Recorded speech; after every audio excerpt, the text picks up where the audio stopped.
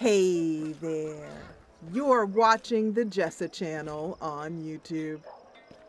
I'm Jessa, and this is Pathfinder Kingmaker, the Enhanced Edition. And we are back in the capital after fighting a lot of boggarts.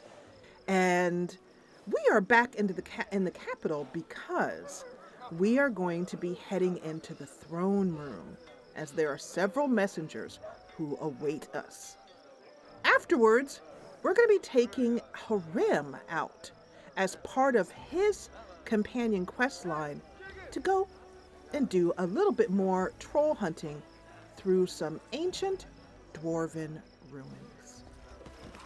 We're going to head towards the castle now.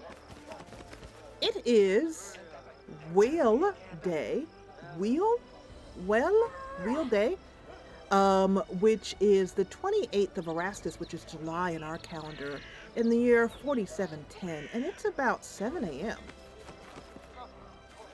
Zara and Bracken have been enjoying themselves immensely, and having a few days to relax after all of the battle which has ensued in their life.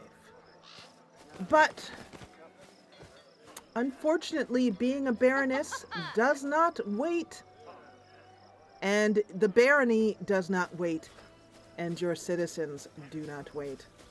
So let's head on in to the throne room here, and we will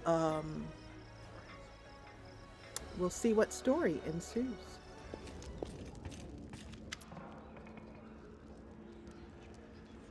The man before Zara and Bracken reeks of vanity. His black hair is curled, styled, and generously waxed, from the hair atop his head to the points of his mustache. His cheeks and forehead are powdered white, giving him a pallid look. His hand rests casually on the golden hilt of his rapier. As he approaches, a mean, sly smile appears on his face, clearly practiced and prepared in advance. He bows obsequiously. His hand hangs in a sort of foppish manner. Ah, the ruler of this barony. I'm flattered by your attention. I am Sir Stefano Masconi of Pitax, at your service. The man performs a derisive bow. Zara, feeling well rested, but still not interested in the obsequious behavior of a Pitaxian spy or noble or whoever he is, asks shortly, "What news of Pitax?" Oh, news. Oh, yes. Life in Pitax is splendid, thank you. All thanks to the work of my good king and sovereign, Castruccio Irovetti. Our city definitely prospers. Sir Stefano grins, staring unabashedly into Zara's eyes. And then he looks around the throne room and says, "Oh, a stark contrast to your own crumbling hamlet.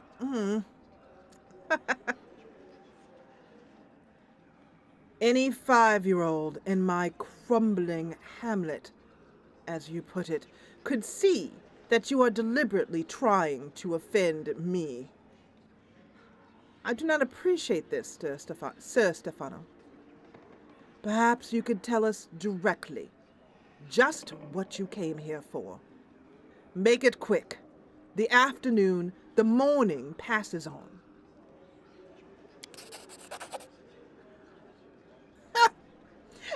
Oh! He stares at Zara, not at all set back on his heels. Not at all. And he snorts. You know, the initial goal of my visit was to take measure of your... And he looks around again in absolute disdain. Your so-called botany. To see if you had anything of value to offer to Patax and its great ruler. And do you know what I found? Zara does not answer and waits until he takes out a little handkerchief and pats himself around the face as if to make sure his makeup is properly applied. And then he spits out, "Nothing! You have absolutely nothing to offer." Sir Stefano continues without giving you a chance to respond. Your military, weak. Your culture, weak. Your economy, weak.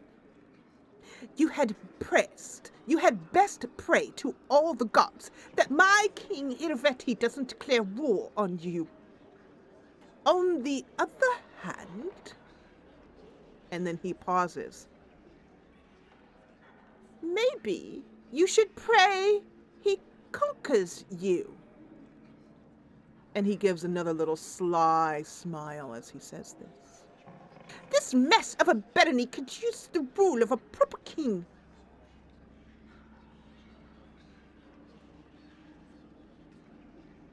No matter how weak my barony may be, my companions and I face you with strength in our hearts.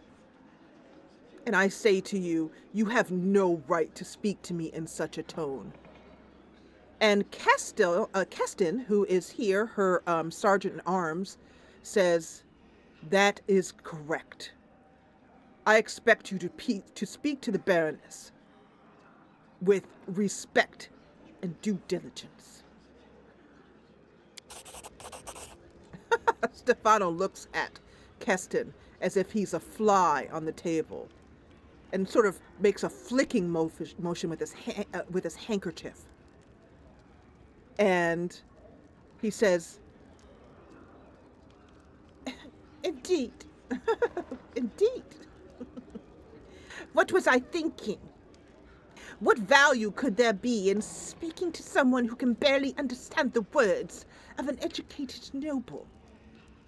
I have learned what I wish to know, and I bid you farewell. Bracken walks up to him at this point and growls right at him, his nose practically bumping into the man's leg. And get this filthy brute out of here! Away from me! And Stefano walks away, glancing back over his shoulder to make sure that Bracken does not follow.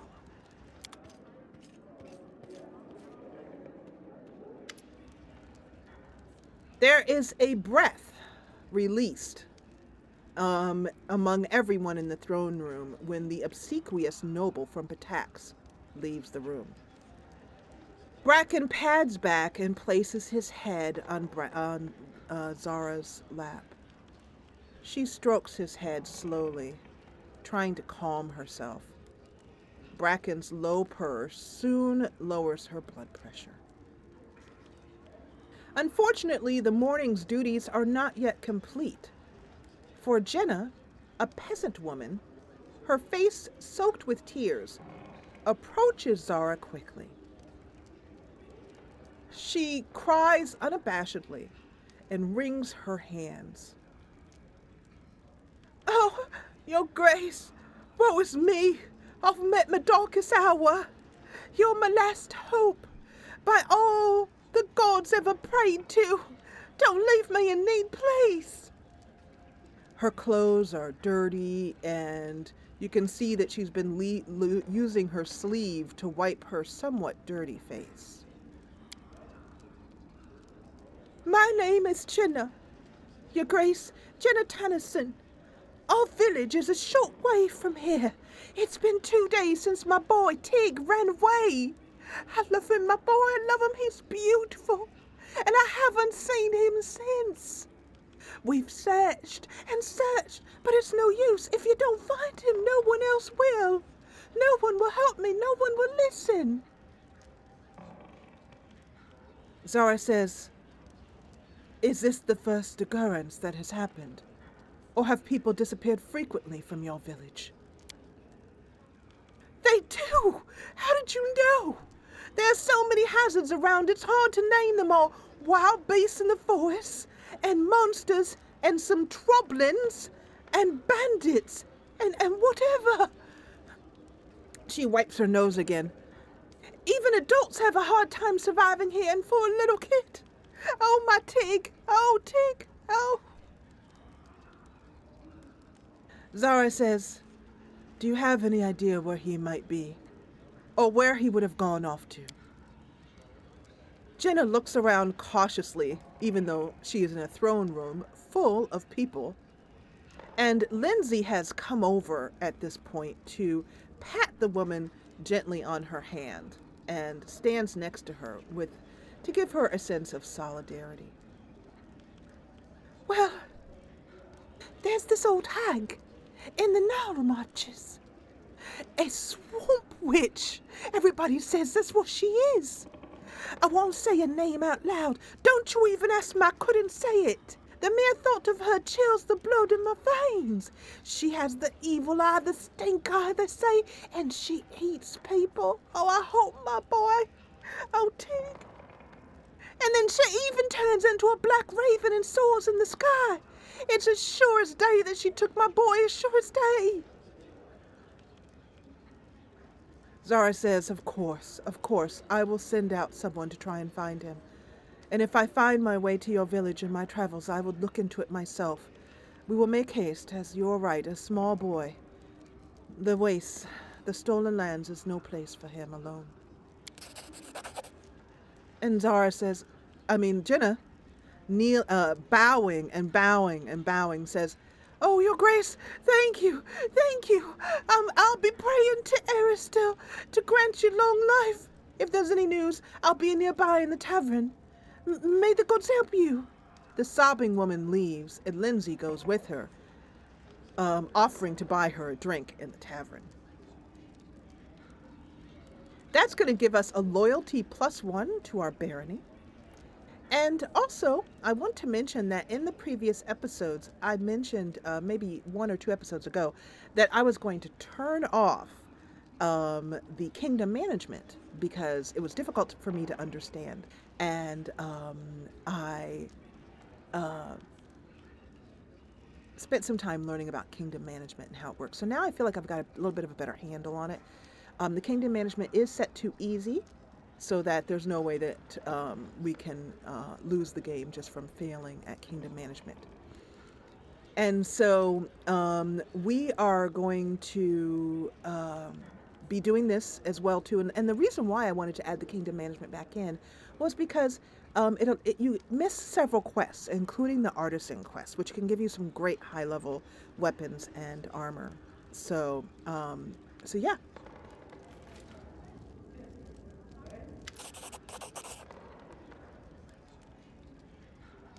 About half an hour, 30 minutes later, Lindsay appears again, looking quite satisfied after having enjoyed a good ale, along with Jihad Kavkin and someone else I cannot see here. Jihad says, your grace, we are victorious.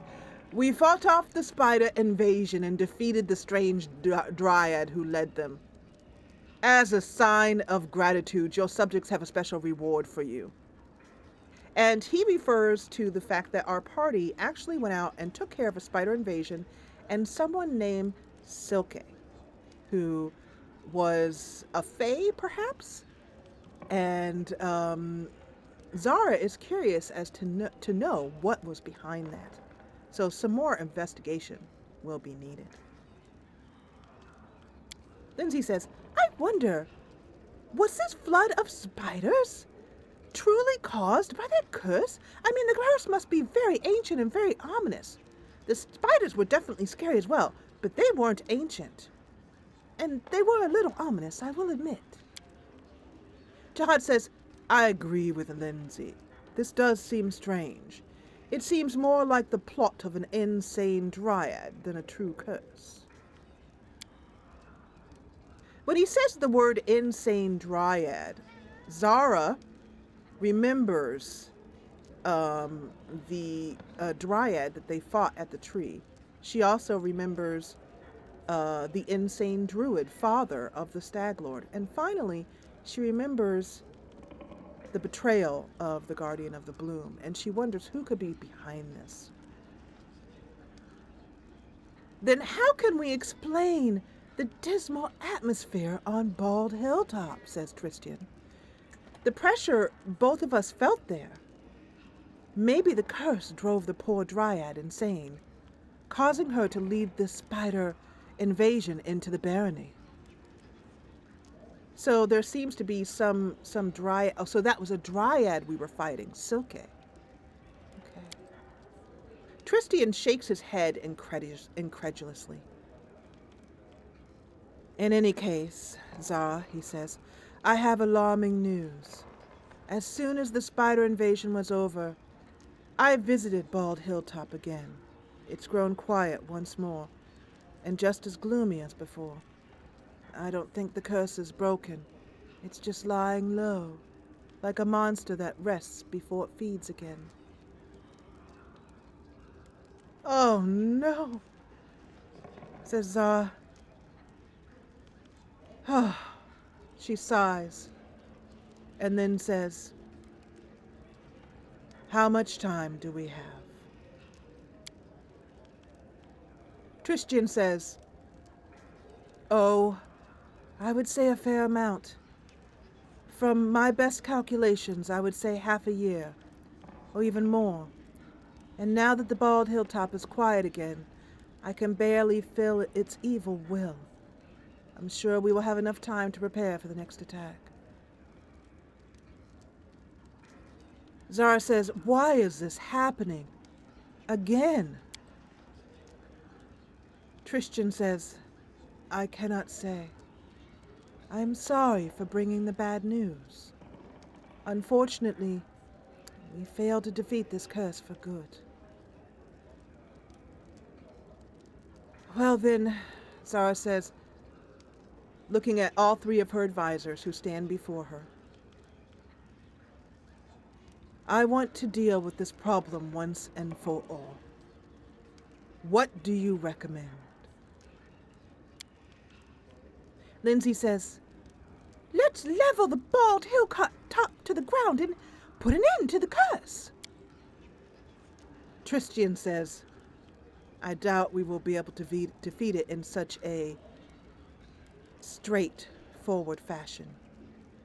The heart of the curse is undoubtedly centered on the Bald Hilltop. But the spiders appeared all throughout the barony. I don't think we're going to do any damage to the curse by destroying the hilltop. I would expect exactly the opposite. We'd only provoke it into attacking again, immediately on the hills of the last. No. The best we can do for now is to make sure we are prepared for the next attack. Jihad puts his arm on his friend's shoulder, on Tristian's shoulder. And he says, Tristian, don't be such a pessimist. We might truly be able to overcome the curse, but only by studying it thoroughly. Your Grace, I will gather all the information available in this situation and get to work. Well then, all we can do is prepare while I wait for news from you. Please, make it your highest priority, Jihad, says Zara. Tristian nods. You're right, Jihad. I was too negative in my thinking. It's very wise. It's just that if only we knew more about the curse, we might figure out some way to fight it. Lindsay frowns. I don't understand. I spoke to the locals and they never had any spider invasions before. Nothing has ever happened on the Bald Hilltop before either. Now both the spiders and the curse, and right when a new barony appeared in the stolen lands. All of this seems highly coincidental, Your Grace. The advisors bow and leave. And we now have three new quests ahead of us. And we'll check those out in just a moment. We have to talk to the priest, the ancient quest part 2. And we need to get ready for anything. So kingdom management, as I have learned, basically has these 1, events, projects, regions, advisors, and maps. Those are the 5 buttons here. And then over here you have stats that shows how your kingdom is doing.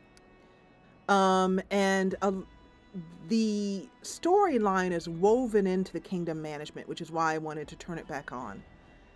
Over here you have events, and the green on the card edge, I think means, I asked on Reddit actually, and if anyone here is watching who knows what these mean, but my best understanding is that the advisor that was chosen for this, I think, is an advisor that was, oh no, I'm wrong. This is a problem, and it was a failure. And so the red means we failed on this one, including like this one right here. Yeah, it means we failed on that problem. The green means we were successful on that problem. And then over here, the blue means that I think it means it's a story related quest or a DLC related quest.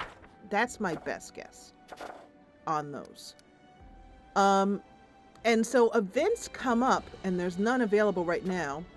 This event is the main quest line of chapter 2. So anyway, and that's basically what I've learned about events. And so events will come here, show up here for us to work on. And you want to work on problems first, because events have different, there are problems, and then there are, let's see if I can find one. This, by the way, is another example. This 8-legged plague, it shows that it is a kind of a quest line here, and that the gold means we already attended to it. We completed it successfully. But there are also opportunities as well, which I don't see any in here right now, but opportunities show up as well too. And then over here are projects, and then these are the different types of projects. You can break them down: economy projects, trading projects, curses. So there's a curse here that's been going on, and we can choose an advisor to research these curses, which I am going to do. Jihad is our only option, and because Zara just asked him to look into that, he is going to do so. It's going to cost us 100 BP. And so, and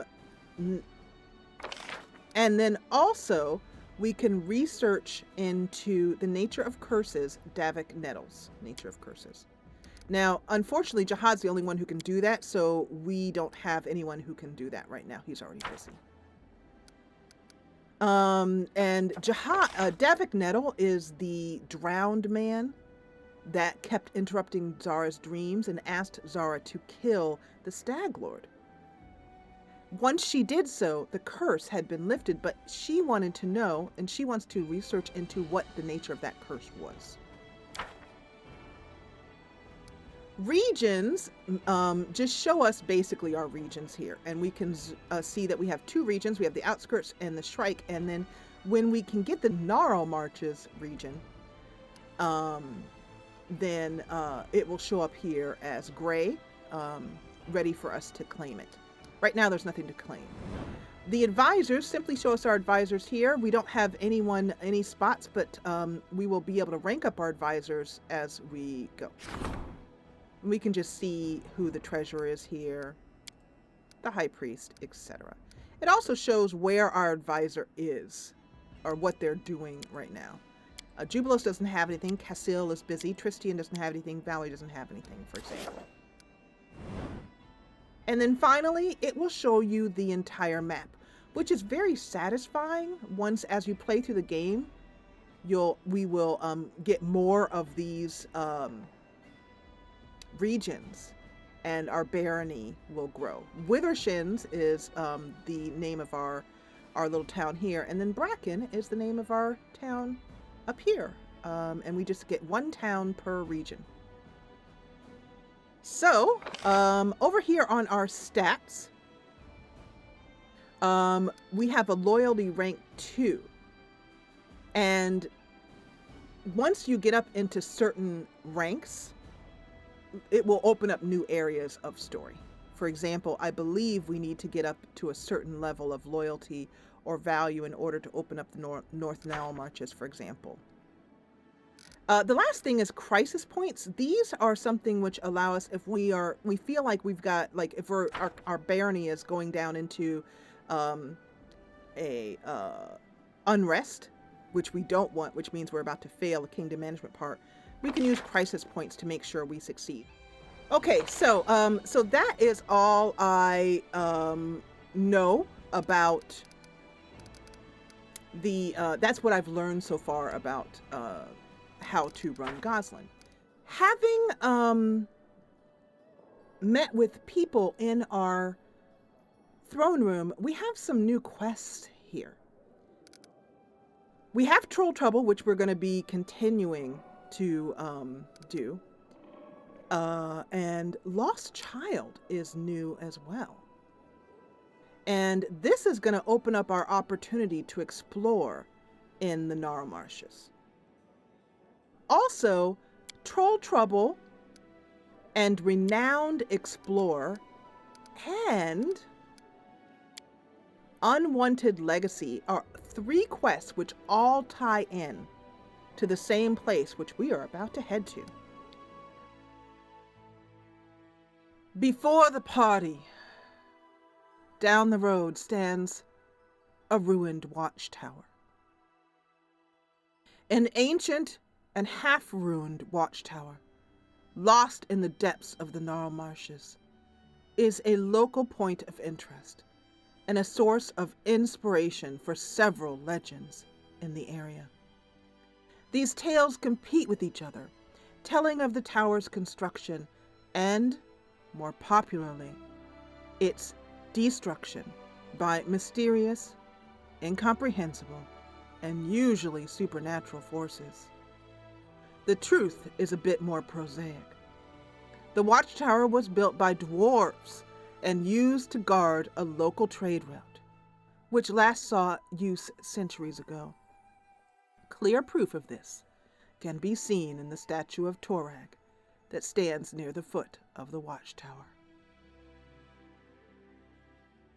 Harem looks down at the ruined watchtower and the lands which surround it and says, This is the place of my people. Let us move forward. I am curious to see of this place. An old road, broken road, stands before the party. Because it is daylight, the party is just going to move on, keeping an eye out for bandits.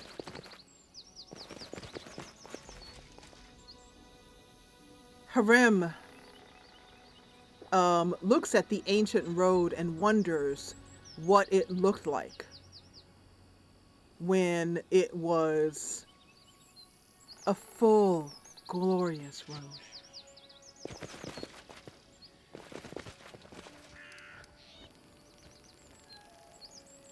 There stands a dog, and Bracken slows down, walking carefully towards the dog. The dog barks and takes off, as if he wants us to follow him. Zara says, "What's the matter?" She walks carefully towards the dog, holding her hands out. and the dog moves forward. The rest of the party joins Zara, and they decide to follow.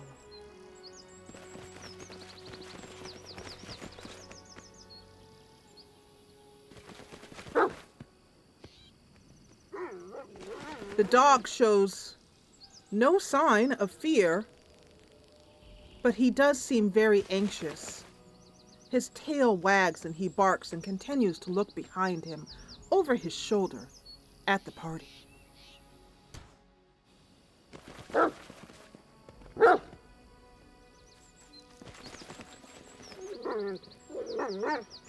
The party soon sees the problem.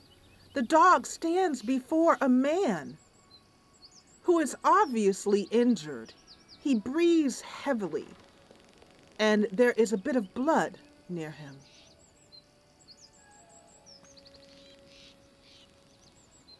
Zara says,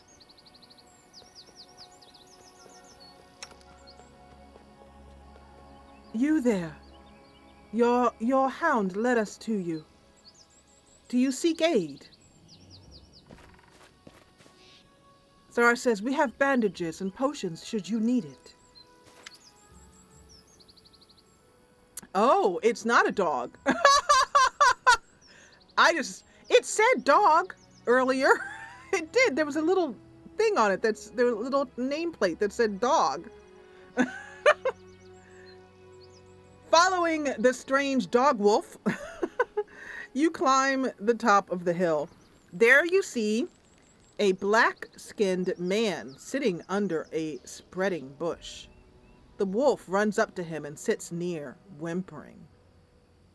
"Oh," says Zara, "your companion."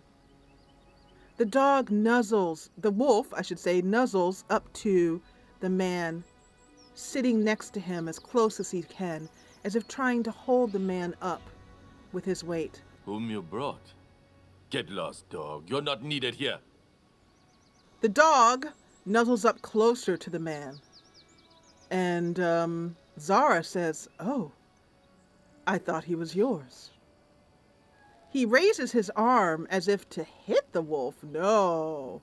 Zara says, "No, no." But the animal doesn't even try to dodge, still whining.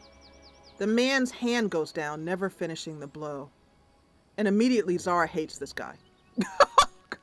I was thinking she might take him on for her party, but he's going to have to do some redeeming, because if he were to hit a dog who just tried to save his life, as far as she is concerned, he is now on her permanent out list.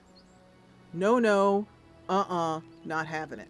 And which is too bad, because he's a great bow player, and I thought they might get a little romance going on, but I'm thinking she won't forgive that. We'll see. The man staggers to his feet, and you notice there's blood soaking through the right side of his leather leggings. He's very tall and rather lanky, and while he stands before Zara and her party, leaning on his bow, his hurt leg trembles slightly, and the right side of his leggings darkens again with fresh bleeding. Nevertheless, the man does not reveal his pain, except for a strained jaw and a heavy gaze. "Ekundayo." Zara says, wondering if this is the greeting of a foreign language. She says,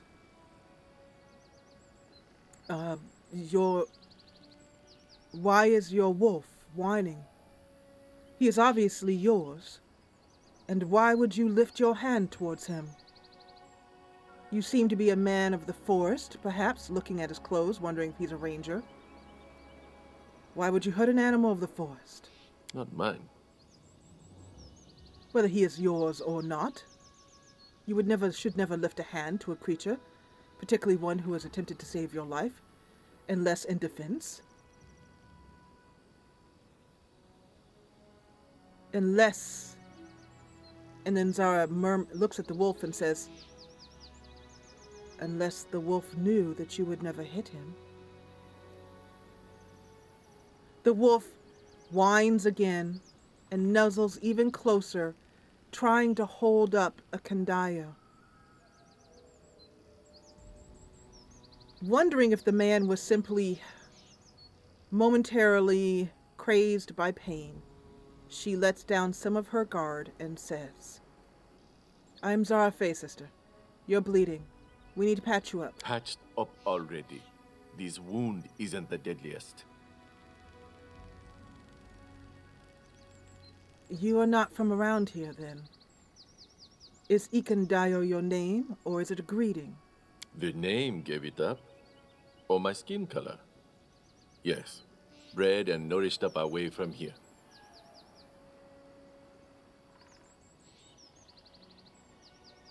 It is nice to meet you. As I said before, I am Zara Faye's sister. Ekon for decent ones. Are you decent? I do not raise my hand to the creatures of this forest, so using that as a measure, then yes, I am decent. I am also friendly, and I wish you no harm. What are you doing here? Sitting, waiting, hunting. He says the word hunting with a ferocity, a small ferocity, and the wolf growls at no one in particular. Who are you hunting? And do you need help in doing so? Do you need food? Lured your curiosity. Saves me right. We'll start again. The name's Ekundayo. Ekon for decent ones. Used to be a carpenter in the Bristle Hill village. Trolls attacked. Killed everyone but me. We'll show them that was a mistake. Lindsay says, Oh, I'm so sorry. And Zara says, Yes, as my companion, Lindsay has said, I am sorry as well. Were you wounded in that attack? They all deserve death. Kargad, most of all. Rock Troll. He led them. He does not answer her question about where he was wounded, and Zara lets it pass. For the moment. But she says, allow me to introduce myself again, more formally. As I said, I'm Zara Faye's sister. This is my companion, Bracken. Bracken and the wolf have already been getting to know each other by sniffing their noses together. And then Bracken has sat down next to the wolf. And the wolf has, and they are both sort of looking at each other, talking, as it were, with their eyes. Bracken turns to Zara and says, This wolf is good and loyal.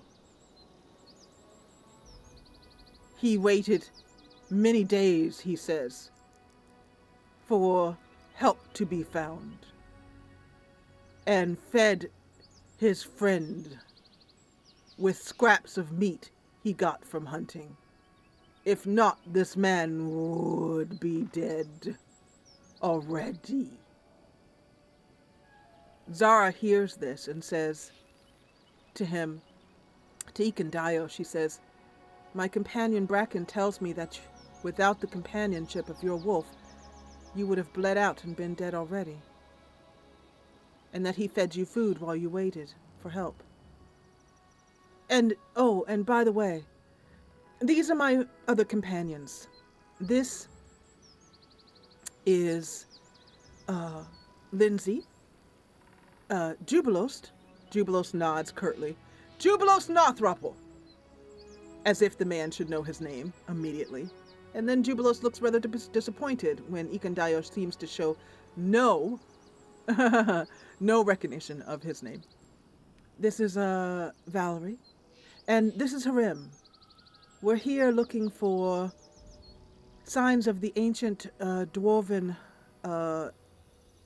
ruins that are here. And then she says,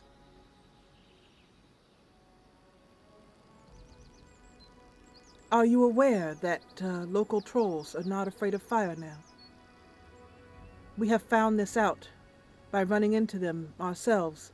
It seems that they are running rampant through the stolen lands. No, didn't. Fire arrows couldn't murder them. Now I know the reason. Had no chance here. Can see it now. Yes, I can. You didn't. But that is through no fault of your own, I'm sure, says Zara. You say you are a carpenter, and then she looks at his back and sees his bow and arrows. And though you have good weapons, I wonder, how could a mere carpenter be chasing trolls effectively? You were not always a baroness. Here, I was not always a carpenter. Nothing to lose anymore.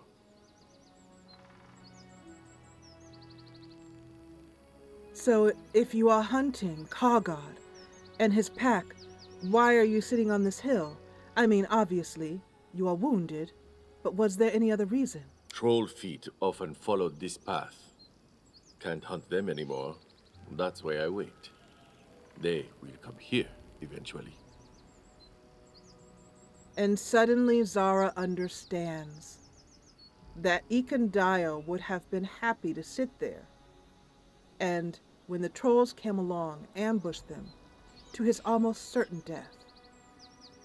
She sees the grim determination in his eyes, and she feels a bit of respect forming for him.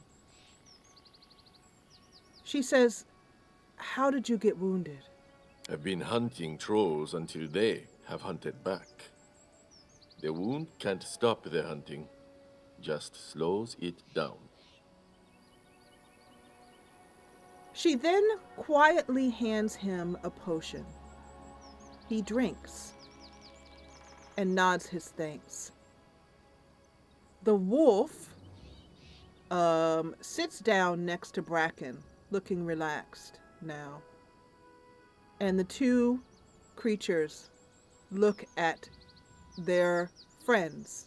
The wolf looks at Ekundayo, and Bracken, the leopard, looks at Zara. Bracken says to Zara, "Perhaps he would be helpful in our efforts to rid the stolen lands of these cursed trolls." Zara says, "I agree, my friend."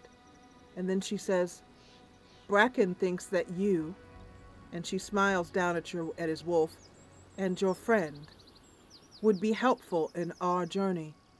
We are also hunting trolls, trying to rid them of the stolen land of this menace. Would you care to join us?" Ekun's face gets a trifle calmer. You can see he's glad to hear Zara's offer. We'll mark on your map all the places where troll feet tread the land. Troll's lair must be somewhere nearby. And that reveals on our map Dwarven Ruins, the Kobold Trail, and Troll Clearing. The spirit is strong, but the body falters. We'll follow you wherever you need, but this wound must be tended by healers in the capital. Don't want to burden. It does look very deep. And I'm surprised that you are able to stand. One more thing, before we go. Troll feet tread this path often. Would like to stay here until they appear. I can agree to that. This is a great place for an ambush.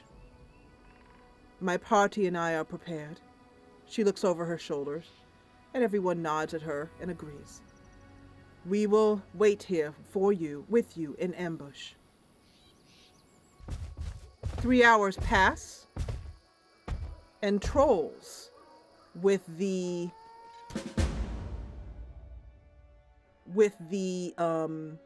one of the trolls bearing a band, a mark on his shoulder, a brand is what I'm saying, on his shoulder, stands there, and these 3 trolls stand and talk while the party prepares to attack. To review on Ekundayo, we gave him mini shot, and we're going to keep him as a ranger, and we're going to be following a build that you can see on screen right now from Neoseeker for our companions from now on. And I like these builds because they help me to understand how to play the characters a little bit better. So if we do keep Ekundayo in our party, we will be following that Neoseeker build. You can find that at Neoseeker, Pathfinder, Kingmaker, and Walkthrough. Okay, so we have everybody set up here, and I think we're going to let Ekundayo do the honors since he has aspect of the Falcon and he gets a +3. He gets a let's hope he gets a nice critical multiplier, and we're going to attack these trolls forthwith. Depend on me. And I'm going to have him take the first jab, as it were, and then we're going to use the turn-based mod. Let's make sure that's on. It is now. Good. Awesome. I grant you death. All right. So we now have a branded troll. So he is immune to fire. We have these two trolls here. And even though we just turned up the sound, I'm going to actually turn it back down again because the troll panting is very repetitive and very unpleasant to listen to. Okay, so it is Lindsay's turn here, and we're going to start out with an Inspire Courage, as we always do. And then it is Ekundayo's turn next, and he is going to go for the branded troll out here and use that to give him a little bit more. Oh, I didn't want him to move. Ah, crap. Oh, well. And they're all targeting him, too, which I do not like. So let's get... Oh, goodness. They're targeting Ekundayo now. Crap. That's bad. Yep. And they come in, and things get kind of hairy. So Bracken is going to cause them, as we like to say, a bad day. There we go. There is one troll down there. Yay! And that's just a day at the office for Bracken. That's just a day at the office. And now we can see what our little doggy friend can do. All right, so we're going to have the dog go for this one here. And then Zara. Let's have Zara... let's put down some feather step to keep this one from getting to us a little bit. Let's put that down a bit there. Okay. Let's go for this guy here. Wow, Ekundayo can do four hits at a time. Okay, so that's Ekundayo's turn. And this troll is doing their best, but not really getting anywhere. Bracken is going to... Ha-ha! And down he goes again. And he is dead because of that acid maw. I love it. And Harim, time to make your way in here. We're all ganging up on this troll. And then Jubilost. Let's start with a... they are immune to fire, so let's go with an acid bomb and throw on this guy. Wow, that was easy. These guys are not that hard to take down at all. Ekundayo smiles as the trolls take the might of the party. It impresses him. The teamwork of Bracken and Amoux. Working together. Amoux is his wolf's name, and I want to thank Joe in chat for giving me that name. Thank you so much, Joe. And they work together in tandem, and the trolls, the two lesser trolls, are taken down in no time at all. Ekundayo, what can you do? You can murder. Wow! Did you see that critical? Troll bones going everywhere, man. Everywhere. Lindsay cheers. Jubila smiles. as if that was always how it was going to go. Valerie says, "A good fight," as she wipes off her blade. And Ekundayo says, "That was well done." After completing the battle with the 3 trolls, including the branded troll, so efficiently, the party is anxious and happy and ready to move on to more defeat. Ekundayo points the way that he believes that the leader of the trolls and the troll lairs may be. So we're going to keep him with us for a while. And we're going to have a nice large party for a little while. And in the next episode, we're going to search out the troll lair. We're going to defeat that boss. We're going to give Ekundayo some much needed peace in his heart. But for now, I want to thank you so much for joining me for this episode. If you enjoyed what you saw, please hit the thumbs up button below. And if you loved it, join the party and subscribe. I'll see you back here with more awesome Pathfinder Kingmaker, the Enhanced Edition. And as always, thank you so much for watching.